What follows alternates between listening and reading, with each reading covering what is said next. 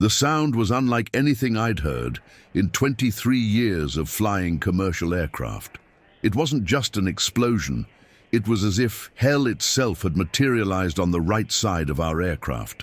A metallic, visceral roar that cut through the constant hum of the CFM56 engines like a blade slicing through silk. My name is Captain Michael Richardson. I'm 52 years old and have accumulated over 15,000 flight hours. I started my career in the United States Air Force, where I learned that in aviation there are no small problems, only situations that haven't yet evolved into catastrophes. After a decade defending our airspace in F-16 Fighting Falcons, I transitioned to commercial aviation, where I've spent the last 15 years commanding large commercial aircraft. What I'm about to tell you happened on a Tuesday in March 2019 that began like any other in my routine. I had checked the weather at 5 in the morning, as I religiously do before any international flight. The meteorological center indicated perfect conditions for our route. Clear skies over the Atlantic, favorable winds at altitude, unlimited visibility. It was the kind of day every pilot dreams of. Conditions that promised a smooth flight without incidents. I was commanding United Flight 847, New York JFK bound for London Heathrow, an Airbus A320-232 registered N847UA, a relatively new aircraft with only 6 years of operation and an impeccable maintenance record.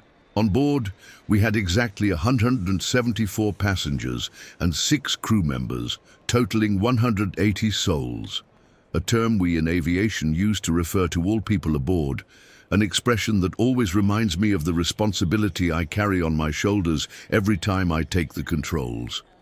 We departed from John F. Kennedy International Airport at 11:45 p.m. exactly as scheduled. The weight and balance had been calculated meticulously. Total takeoff weight of 171,500 pounds, optimized load distribution, center of gravity within approved limits. The tanks carried precisely 52,250 pounds of Jet A1 fuel, an amount calculated with margins for alternates, holding patterns, and all contingencies required by international regulations. The takeoff from runway 04L was executed with the precision that only years of experience provide. I gradually accelerated the CFM56 5B4 engines until reaching takeoff thrust EPR, engine pressure ratio, feeling the 33,000 pounds of thrust pushing our 171,500 pounds of aircraft and human hopes forward.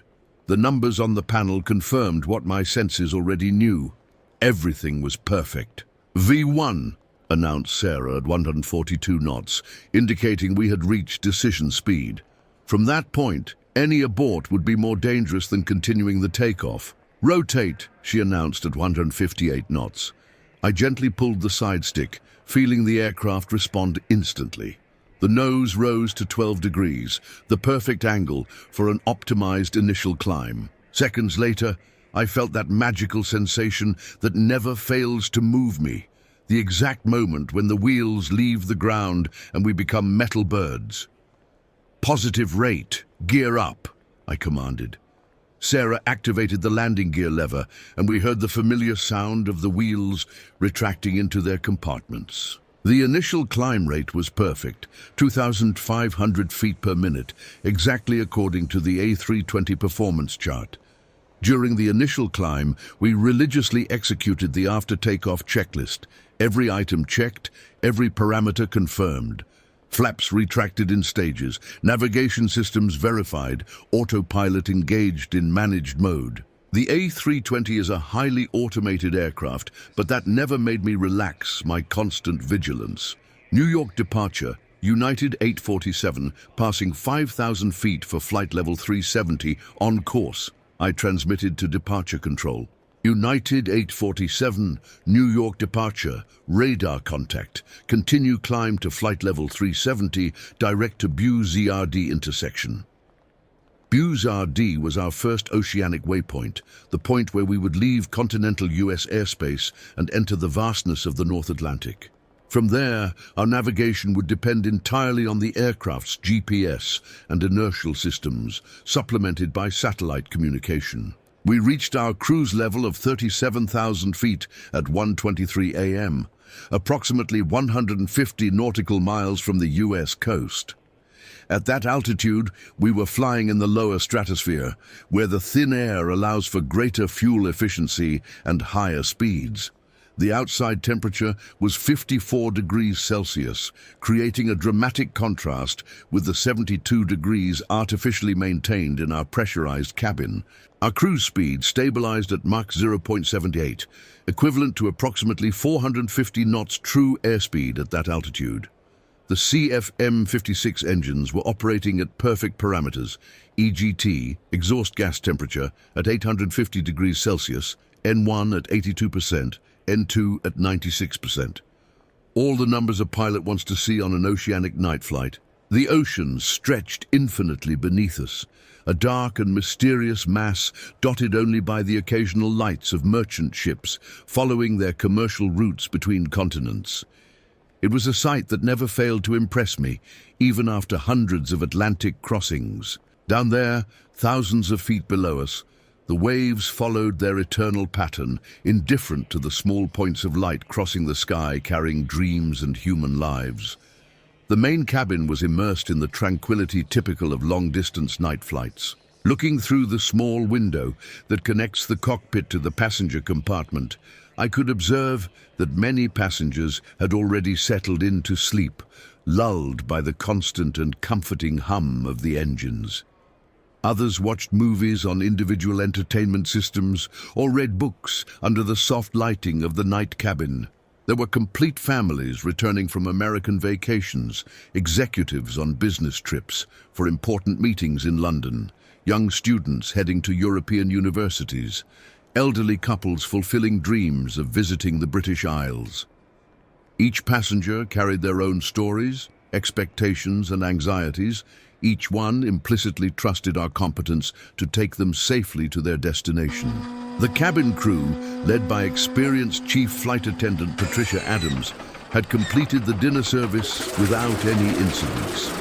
Patricia was a professional with 15 years of experience on international flights, knowledgeable about every safety procedure, every emergency protocol.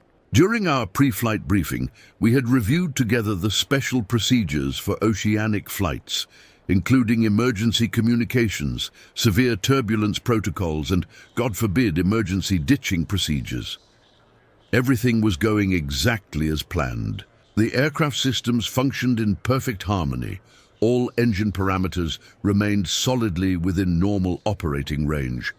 Our route took us over some of the most monitored and safe oceanic routes in the world.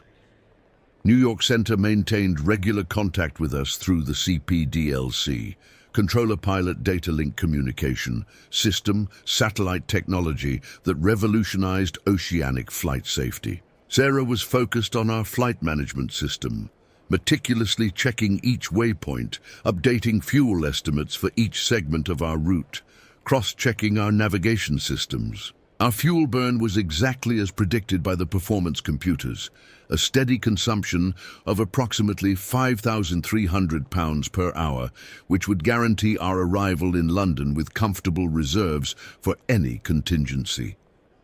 "Captain," said Sarah during one of her routine checks at 2:10 a.m., "fuel consumption on track for all estimates. Latest weather report for Heathrow continues favorable. Winds light and variable, visibility unlimited, no significant weather. Looks like we're going to have a smooth crossing." "Never say that out loud," I replied with a smile, respecting an old aviator's superstition. The aviation gods are always listening. It was a joke based on professional folklore, but like many pilot superstitions, it carried a grain of truth based on decades of experience. In aviation, complacency is literally a killer. The exact moment we let our guard down is when Murphy's Law decides to make an unwelcome visit. Chuck was occupied with his routine checks of the auxiliary systems, monitoring hydraulic pressures, electrical loads, cabin pressurization, air conditioning packs. It was a ritual he executed religiously every 30 minutes, a discipline he had developed during his 4 decades in aviation. "All systems green, Captain," he reported. "Cabin altitude steady at 6,800 feet, differential pressure normal." I was lost in thoughts about the route ahead when something changed.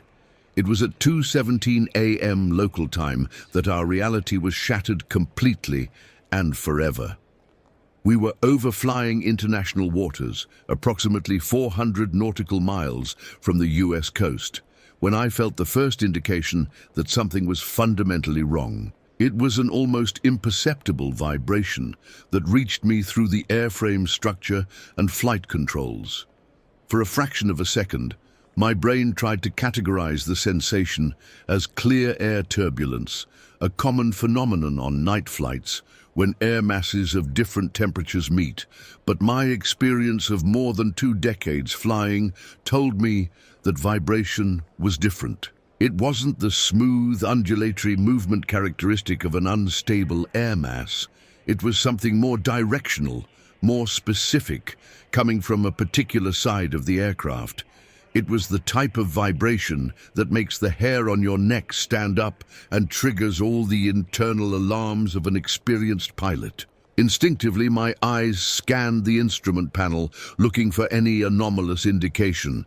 For a moment, everything seemed normal. Engine parameters stable, hydraulic pressures green, electrical systems functioning perfectly. But the vibration persisted, almost as if the aircraft itself was trying to tell me that something was fundamentally wrong. That's when we heard the sound. Describing that noise is almost impossible for anyone who has never heard the sound of a jet engine disintegrating in mid-flight.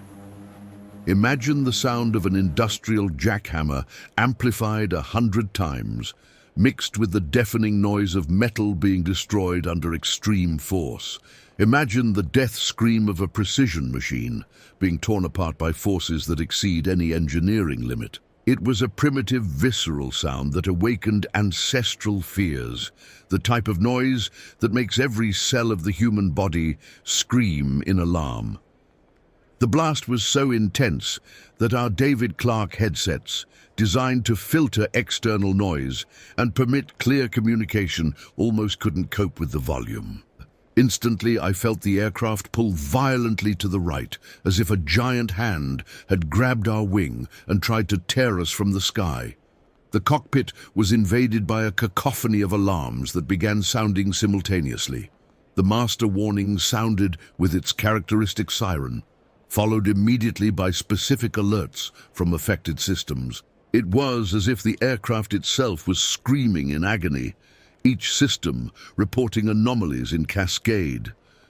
"Jesus Christ!" exclaimed Sarah, her hands flying instinctively to the controls, while her trained eyes frantically scanned the instrument panel, trying to process the avalanche of information that surged on the multifunction displays. My first reaction was to fight against the aircraft's tendency to turn right. The A320 was literally trying to make a roll toward the side of the dead engine, a natural reaction when there's sudden loss of asymmetric thrust. I compensated immediately with left aileron and right rudder, trying to maintain wings level while my brain processed what had happened. What we saw on the ECAS, engine indicating and crew alerting system, left us momentarily paralyzed. The right engine wasn't just having problems, it was literally dead. The screen showed indications I had seen only in simulators during emergency training, but never in a real situation. EGT, exhaust gas temperature, 0. N1 and N2, low and high pressure turbine rotations, also 0. The engine had simply ceased to exist as a propulsive unit. Through a small lateral window of the cockpit, I managed to glimpse the right engine nacelle, and what I saw made my blood freeze. It wasn't just sparks, they were incandescent pieces of metal being ejected from the engine structure, some so large I could see them clearly, even in the darkness of the oceanic night. The cowling, The external fairing of the engine was visibly damaged, with entire sections missing or twisted. "Mayday, mayday, mayday!" I transmitted immediately on emergency frequency 121.5, my voice cutting the air with the urgency the situation demanded. "New York Center, United 847, we have catastrophic failure of the right engine. Request immediate vector to nearest airport and authorization for emergency descent." The response from control came in seconds, demonstrating the professionalism of American controllers in critical situations. United 847, New York Center, copied your mayday. Authorize immediate descent to flight level 100, heading 270 degrees. Direct vector to Boston Logan. Current distance 380 nautical miles. Confirm souls on board and fuel remaining. While Sarah responded to the controller's questions with the mechanical precision that training had engraved in her memory, I was already executing the emergency procedures we had practiced hundreds of times in simulators, but never imagined I would need to use in a real situation. The first priority in any airborne emergency is to maintain aircraft control. Aviate, navigate, communicate. The sacred triad every pilot learns from the first days of training. First, fly the airplane. Then, navigate to a safe location. Only then, worry about communications. The A320 was fighting against me, the sudden loss of right engine thrust, creating a yawing moment that required constant compensation on the controls. With only the left engine functioning, the aircraft naturally wanted to turn toward the side of the dead engine. I adjusted the rudder trim to reduce control loads and maintained constant pressure on the stick to keep wings level. "Sarah, get the QRH," I shouted, referring to the Quick Reference Handbook, our emergency procedures manual that contained checklists for practically any anomalous situation that could occur in flight. Engine failure procedure during cruise. Chuck, our experienced flight engineer, was already working methodically on the auxiliary systems, his hands flying over panels he knew like few others. "Captain, I'm seeing anomalous indications in several systems beyond the engine. Looks like the debris caused collateral damage. Hydraulic system number 2 with low pressure, electrical with some fluctuations." "Wait, let me verify better." Sarah opened the QRH to the correct page and began reading the checklist with the clear, measured diction the procedure required. Engine failure or shutdown in flight. Engine master switch off. "Engine master off," I confirmed, moving the lever corresponding to the right engine to the off position. "Fuel lever off. Fuel lever off," I repeated, cutting the fuel supply to the dead engine to avoid feeding any possible fire. It was at this critical moment that a new alarm sounded, an acute and penetrating sound every pilot fears hearing. The fire detection system of the right engine was activated, indicating we had not just a dead engine, but a dead engine on fire. "Fire confirmed on right engine," I announced, feeling adrenaline flood my circulatory system. "Sarah, engine fire checklist immediately." My fingers flew over the controls while executing the memorized sequence for engine firefighting. The muscle memory developed through years of training assumed control, allowing me to execute the procedures with precision, even under the extreme stress of the situation. "Fire handle, pull," read Sarah. I pulled the fire handle corresponding to the right engine, an action that simultaneously cut fuel, oil, and bleed air to the engine, isolating it completely from aircraft systems. Agent 1, discharge. I pressed the first discharge button of the fire suppression system, releasing halon extinguishing agent directly into the engine nacelle in flames. The system was designed to quickly suppress any fire, but in cases of severe structural damage, its effectiveness could be limited.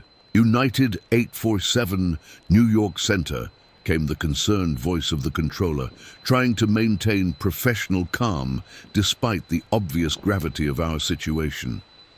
"Confirm if you can maintain altitude and flight level with one engine."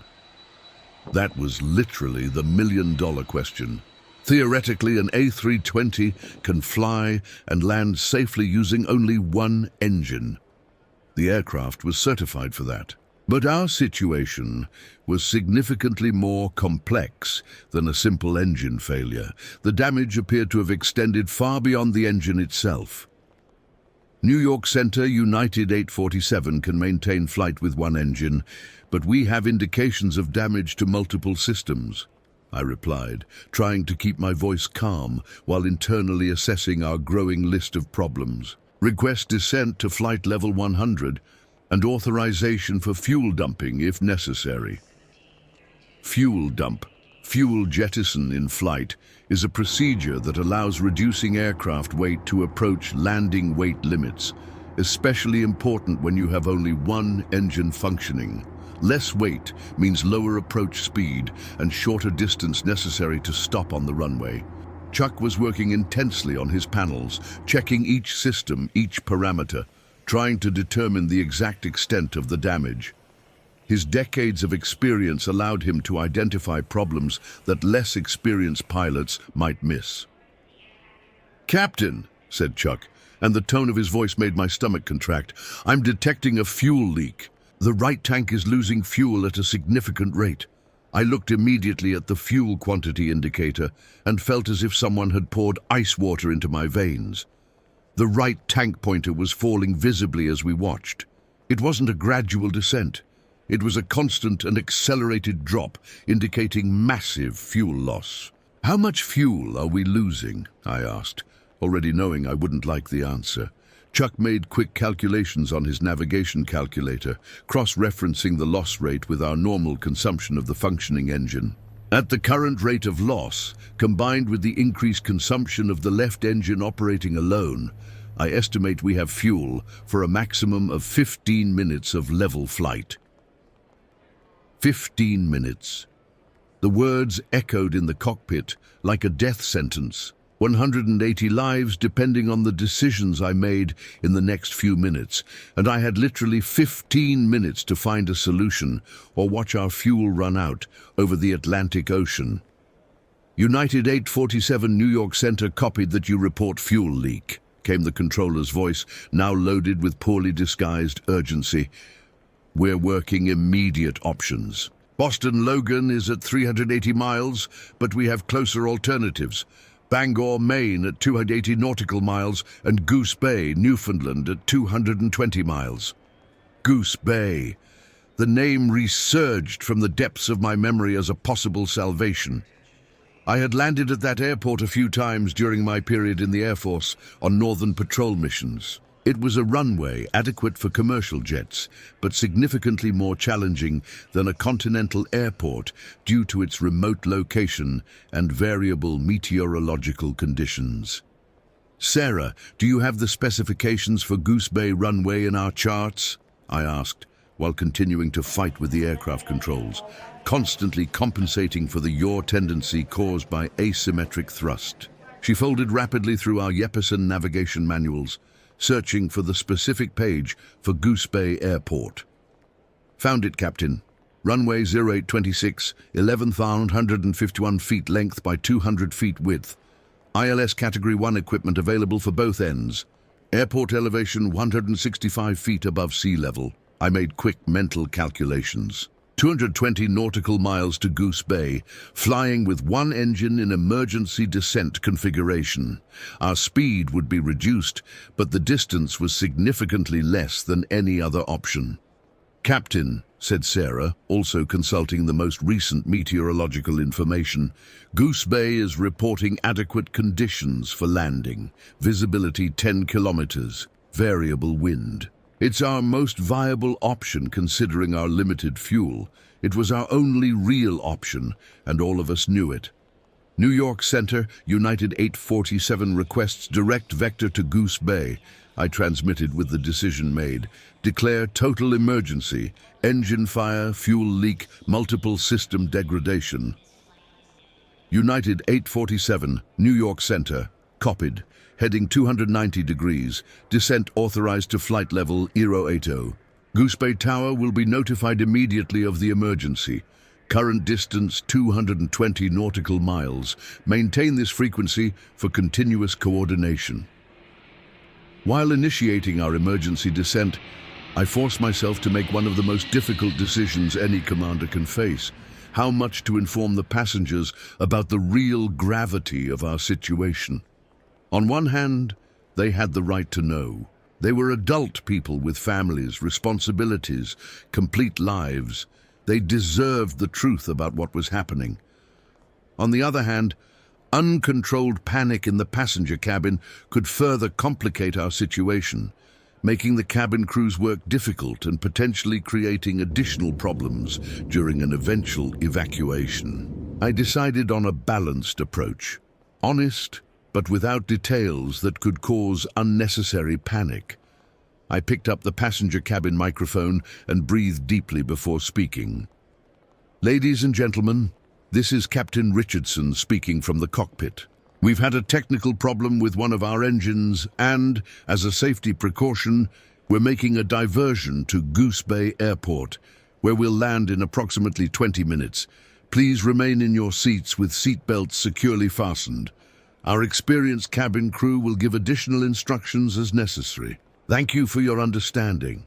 I tried to maintain my voice absolutely calm and professional, but knew that the more experienced passengers in air travel would perceive that something significant was happening. A technical problem that requires diversion to a remote Canadian airport isn't exactly routine in commercial aviation.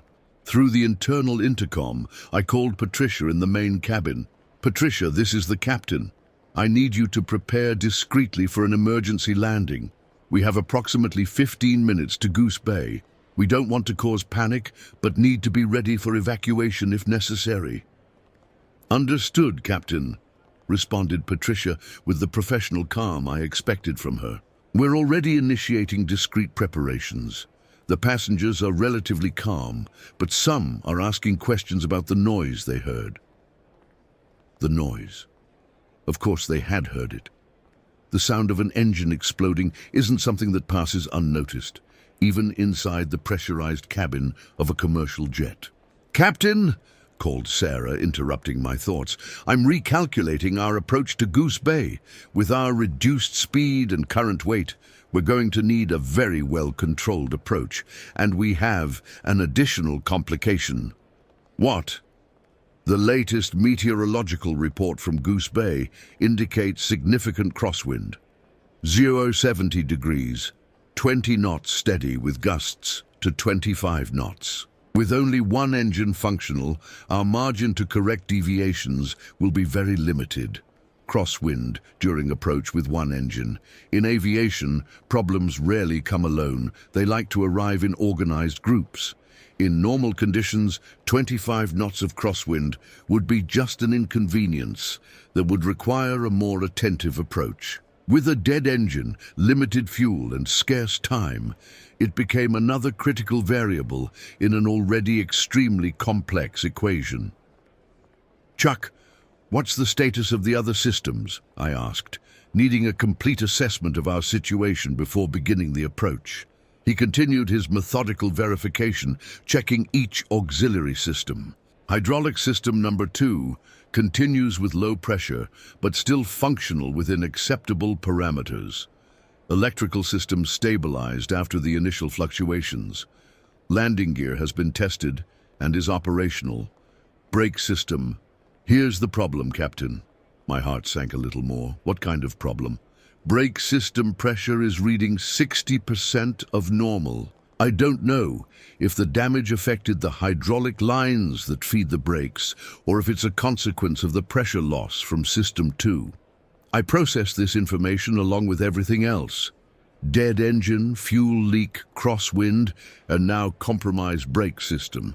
It was as if each aircraft system was conspiring against our survival. The Goose Bay runway was 11,251 feet, adequate length for an A320 in normal circumstances. But with compromised brakes and having to land with slightly higher speed due to the single engine, our safety margin was evaporating rapidly. "United 847 Goose Bay Tower," came a new voice on the radio, the local controller who had assumed our coordination. Received complete notification of your emergency. Current airport conditions. Wind 70 degrees, 20 knots steady, gusts to 25 knots. Visibility 10 kilometers, some scattered clouds at 2,000 feet. All emergency equipment is being positioned. Goose Bay Tower, United 847, I replied. Confirm availability of foam for fire suppression and medical equipment for 180 people. United 847, affirmative. 2 ARFF foam trucks are positioned, plus 2 ambulances and emergency medical team. Base hospital has been notified and is on standby. This information brought a small relief. If we could reach the airport, and that was still a big if, at least we would have adequate emergency equipment awaiting our arrival. I looked again at the fuel quantity indicator and felt my stomach contract. We had lost almost 6,600 pounds of fuel since the beginning of the emergency, and the loss rate seemed to be increasing. At the current speed, we would have fuel for perhaps 10 more minutes of flight. Sarah, I need you to calculate our approach speed with absolute mathematical precision, I said, knowing there would be no second chance. Considering our current weight, single-engine configuration, and reported wind conditions, what's our optimal speed for a stabilized approach? She worked intensively with the electronic calculator and the A320 performance charts. Every number had to be perfect. In normal situations, we have margin for small adjustments during the approach. Now, we needed to hit it right on the first attempt. Captain, considering all factors, I recommend final approach at 145 knots indicated airspeed. This will give us adequate safety margin to avoid stall with one engine, but without wasting fuel maintaining excessive speed. Copied. 145 knots on final. Chuck, we're going to start configuring the aircraft for approach. When we're 15 miles from the runway, I want flaps 20 and landing gear down. While beginning our approach to Goose Bay, I managed to spot the airport in the distance. It was a small cluster of lights emerging from the white immensity of the Newfoundland winter night, its sparse lights creating a distinctive pattern that identified it unequivocally. It seemed almost surreal that our salvation, or our condemnation, depended on that small piece of Canadian territory lost in the middle of the wilderness. The stark beauty of the location, even under the dramatic circumstances, was undeniable. Goose Bay had always been considered a strategic outpost, a crucial refueling point for transatlantic flights. But at that moment, for us, it represented much more than a fuel stop. It was our only hope of survival. United 847 Goose Bay Tower, are you visual with the runway? Asked the local controller. Goose Bay Tower, United 847, visual with the airport, initiating approach to runway 08. Request straight-in approach. United 847, cleared straight-in approach, runway 08. Wind now 075 degrees, 22 knots gusting 28. Caution wake turbulence minimal, no other traffic in the area. There were no other traffics approaching. Goose Bay Airport isn't exactly O'Hare in terms of movement. The remote location meant we had the airspace entirely to ourselves, which was one less variable to worry about. It was at this critical moment that Chuck gave me information that almost made me lose emotional control of the situation. Captain, he said, his voice loaded with poorly controlled concern, I just remade the fuel calculations based on the current leak rate, with the increased consumption of the single engine and the accelerated loss from the right tank. He paused, verifying his numbers one more time before continuing. We have fuel for a maximum of 8 more minutes of flight. 8 minutes. The words remained suspended in the cockpit air like a toxic cloud. I looked at our GPS position. We were still approximately 18 nautical miles from the runway. Even in direct descent and with optimized speed, it would be mathematically impossible. Sarah, I said with the controlled voice that only years of military training allowed, contact Patricia in the cabin immediately. I want all emergency landing preparation procedures executed now. Impact positions demonstrated, belts verified, people near emergency exits identified and briefed. She picked up the internal phone while I desperately reassessed our options. Mathematically, we were beyond the limits of our capabilities. A ditching, forced landing in the ocean was becoming a terrifyingly real possibility. The North Atlantic in this region has average depths of 12,000 feet, water temperatures around 38 degrees Fahrenheit, complex oceanic currents. Even if we achieved a perfect ditching, something extremely difficult with only one engine, our chances of successful rescue of 180 people in open oceanic waters were limited. United 847, came the urgent voice of the Goose Bay controller. Confirm your current situation. Radar shows you still 18 miles from the runway. Goose Bay Tower, United 847, I replied, making the most difficult decision of my career. We are at absolute fuel limit. Request maximum priority handling. This will be our only approach attempt. We don't have fuel for a go-around. The words echoed on the radio with the finality of a sentence. A single attempt. No possibility of going around and trying again if something went wrong. It was now or never. United 847, Goose Bay Tower, understand you have fuel for single approach only. You are cleared for emergency straight-in approach runway 08. All other traffic has been cleared from the area. Emergency equipment is standing by. The Goose Bay runway began to grow slowly ahead of us through the windshield. Even at 15 miles distance, it seemed inadequately small to receive a loaded A320 in emergency situation. The runway lights formed two parallel lines that converged at a point on the horizon, like train tracks leading to the unknown. 15 miles from runway, I announced. Flaps 20, landing gear down.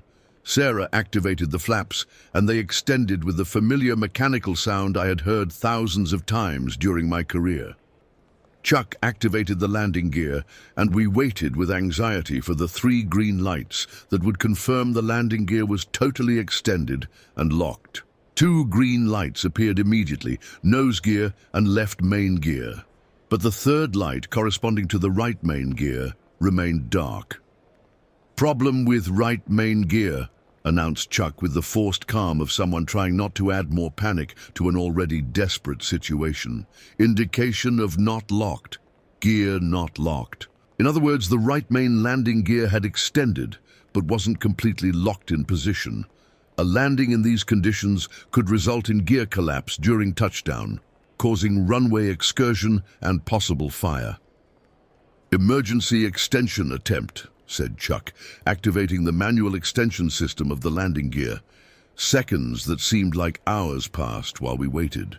The emergency extension system uses gravity and residual hydraulic pressure to force the landing gear to the correct position. It's a reliable backup, but requires time we didn't have. Finally, a green light appeared on the panel. Right main gear locked, announced Chuck with obvious relief in his voice, but our celebration lasted only a few seconds. The fuel indicator now showed we were literally flying on vapors. The onboard computer estimated less than 660 pounds of remaining fuel, an amount that would barely suffice to keep one engine running for 5 more minutes. 10 miles from runway, I reported. Goose Bay Tower, United 847 is 10 miles out, critical fuel. United 847, Goose Bay Tower, copied critical fuel.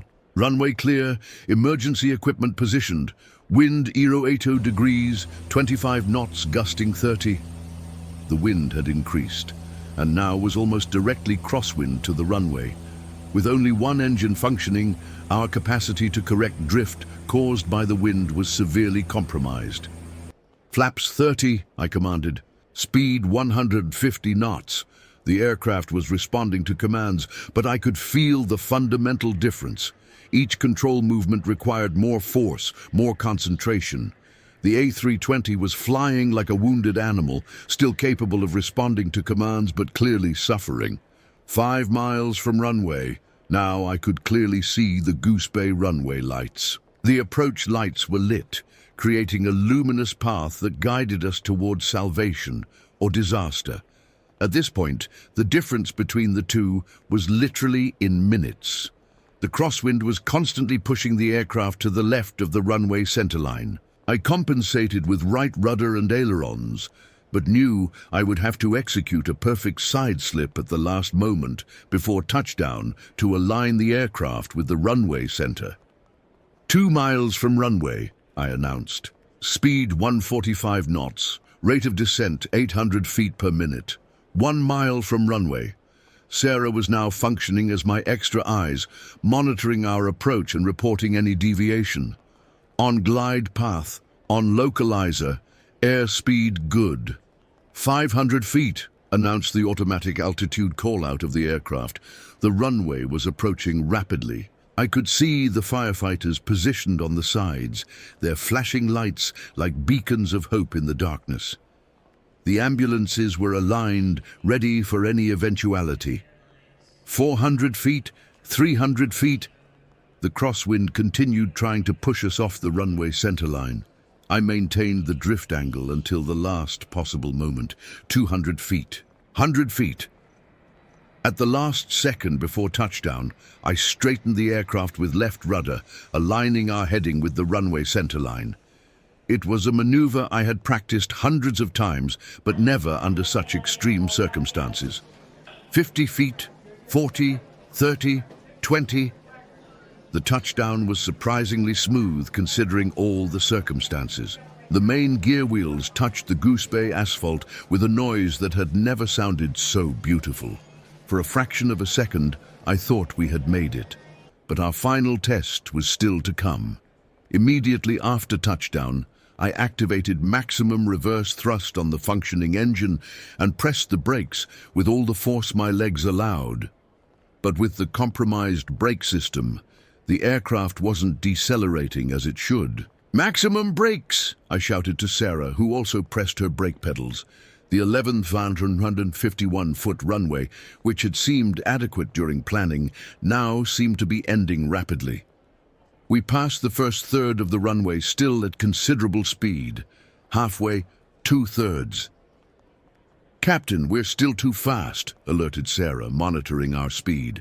With 3/4 of the runway already consumed, our speed finally began to diminish significantly.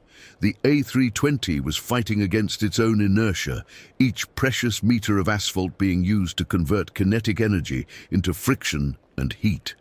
With only a few hundred meters of runway remaining, we finally managed to stop completely.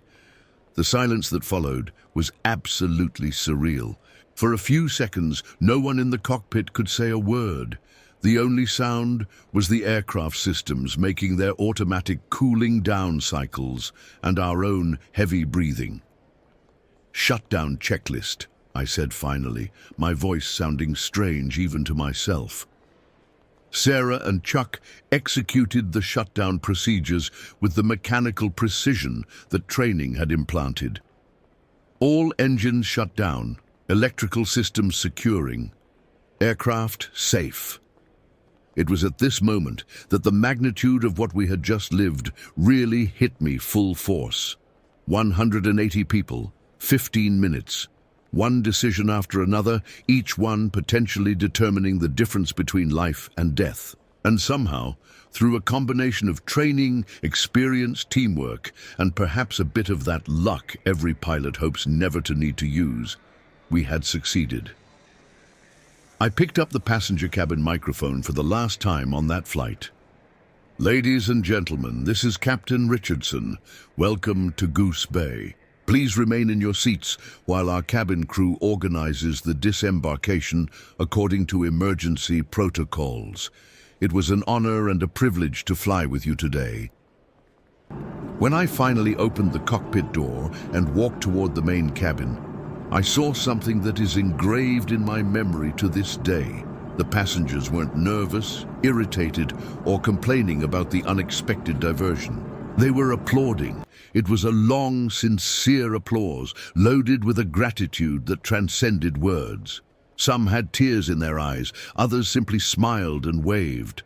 There was a silent recognition that all of us had passed very close to a tragedy, and that only the professionalism and dedication of the crew had made the difference between life and death. An elderly lady approached me with tears streaming down her face. "Captain," she said, her voice trembling with emotion, "thank you so much for bringing us home." Home. Goose Bay wasn't the destination they had chosen when they bought their tickets to London. It wasn't where they had planned to be that morning, but at that moment, for all of us, it was more than an alternate airport. It was home. It was life. It was a second chance that not everyone receives. A business executive who was seated in first class came to shake my hand. "Captain, I'm a private pilot. I know what you guys just did. It was extraordinary."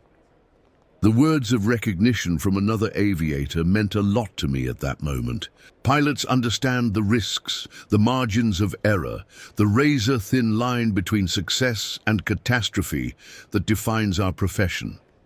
Patricia, our chief flight attendant, organized the disembarkation with the efficiency I expected from her. The passengers were evacuated through the normal doors. We didn't need to use the emergency slides, which was a blessed relief. Each person who disembarked represented a saved life, a family that wouldn't receive the worst phone call imaginable. During the hours that followed, while waiting for the investigation team to arrive from the mainland, I had time to reflect on what had happened. The local mechanics made a preliminary inspection of the aircraft and confirmed our suspicion. We had suffered an uncontained engine failure. One of the fan blades of the CFM56 engine had fragmented due to metal fatigue, causing cascade destruction of other engine components. The debris had punctured fuel lines and hydraulic systems, creating the multiple system failure that almost cost us everything. Later, during the formal investigation conducted by the NTSB, National Transportation Safety Board, we discovered that the fan blade that failed had accumulated microscopic stress fractures over thousands of flight cycles. It was the type of failure that inspection procedures are designed to detect, but that sometimes pass unnoticed until it's too late. The investigators praised our crew coordination and decision-making under pressure. They said we followed all procedures correctly, that we made the right decisions based on available information, that our experience and training saved lives that night. But I know there's more to the story than procedures and training. It wasn't just technical knowledge that saved us that night over the Atlantic. It was Sarah maintaining absolute composure when everything seemed lost, calculating performance numbers with mathematical precision, while alarms sounded all around us. It was Chuck using decades of experience to quickly diagnose multiple system failures and find workarounds for problems that weren't in any manual. It was Patricia and her cabin crew keeping 180 passengers informed and prepared without causing the kind of panic that could have complicated our situation even more. It was each member of the team functioning as part of a larger organism, each one contributing their expertise to the collective effort of keeping everyone alive. And yes, it was also a bit of that luck that's always present in aviation, even if we don't like to admit it. The luck of having sufficient fuel to reach Goose Bay, the luck of the wind not being even stronger during our approach, the luck of the landing gear locking properly after the emergency extension. In the days that followed, while the passengers were reallocated on other flights to their final destinations, many made a point to come back and seek us out. They wanted to express their gratitude, to shake hands, to somehow put into words what it means to have your life saved by strangers doing their job with professionalism and dedication. A young couple on their honeymoon said they decided to give their first child the middle name Michael. A businesswoman left a letter explaining how the experience had changed her perspective on what really matters in life. A family with 3 small children simply couldn't stop thanking us, tears flowing freely while they tried to express their gratitude. These interactions reminded me why I became a pilot in the first place. Yes, there's the technical challenge, the satisfaction of mastering complex systems and procedures. Yes, there's the beauty of flying, the unique perspective that only aviators experience. But ultimately, aviation is about people. It's about safely carrying precious cargo, human lives from place to place, enabling connections, reunions, new beginnings. Today, years later, every time I fly over the Atlantic, I look down and search for that route toward Goose Bay, that remote airport that saved our lives. And I remember that in aviation, as in life, we have to always be prepared for the impossible, because sometimes between the sky and the sea, between the possible and the impossible, we have only 15 minutes to prove what we're made of. And in those 15 minutes, we discover that we're capable of much more than we ever imagined. The technical aspects of what happened that night are well documented. Engine failure, fuel leak, systems degradation, single-engine approach to a remote airport. But the human side of the story, the teamwork, the professionalism under extreme pressure, the quiet heroism of people doing their jobs when lives depend on it, that's what really makes the difference between tragedy and miracle. Every flight I take today carries a small piece of that experience with me. Not as fear or hesitation, but as a reminder of the responsibility that comes with being entrusted with people's lives. As a reminder that no matter how advanced our technology becomes, no matter how sophisticated our systems, aviation ultimately depends on human beings making right decisions in critical moments. The passengers on United 847 went home to their families that night because a group of professionals had trained for situations they hoped never to encounter. Because when the worst happened, training kicked in and people performed beyond their own expectations. Because in aviation, like in life, preparation meets opportunity, and sometimes that opportunity is a chance to save lives. If you enjoyed this story from the skies and want to hear more real accounts of pilots who faced extreme situations, subscribe to the Black Box channel. Leave a comment telling us if you've ever experienced an emergency situation, whether flying or on the ground, and how you dealt with the pressure of the moment. Share this video with someone you think needs to hear that, even in the most difficult moments, there's always a way out. And don't miss our next episode, where we'll tell the story of a pilot who had to land a commercial aircraft without one of its main control surfaces. Until next time, and remember, in the skies or in life, courage and preparation always make the difference.